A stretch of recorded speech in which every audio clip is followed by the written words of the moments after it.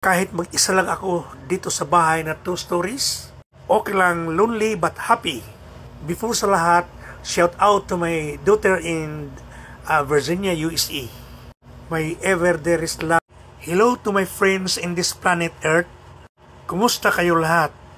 Kung magtanong kayo sa akin, okay lang. Grandson.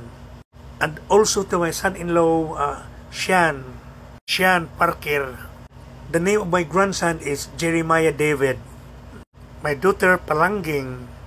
Kumusta naman mo? Or kumusta na kayo? Ay, pag binisaya na punta, kay dili man ta ka sukagod, di man ta kasuka. Di man ta kalitok, dili man ta makasugakod og Tagalog, so magbinisaya na lang ta. Sorry, nagkayungit ko. For your info mga friends, no? Kini nga video wala ko nag voice over. Music lang akong gibutang, pero ang problema is naka-copyright man.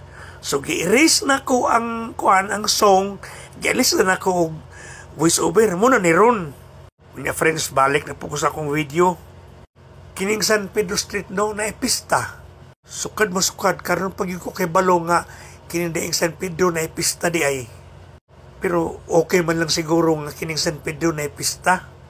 Kay dinhi man nahimutang ang City Hall, San Pedro Cathedral, Sangguniang Panglungsod, unya Rizal Park pagyud. Mo nga okay lang nga ilang pistahan. Kay kining San Pedro mo ni ang sikat nga street sa Davao City. Mo na siguro nga ilang gipistahan. O tanawan ninyo na mobile street foods. Daghan ni sila nga mobile street foods. Murag ilan namang i-upgrade kay tuon na lamisa naman ni karon kay kung ano mang yun. Car naman nga gi-convert sa sa gihimong tindahan. Wala pa kay tao kay mga alas 3, alas 4 pa man. Pero pag abot sa alas 6 daghan na kay tao. Tuganan tamong tinuod no, ang mga Davaoeños puutan kay sa tanan. Friendly and peace-loving people. Yan ang Davaoeño. Ako kadaghan namang ko magabian din sa Davao no.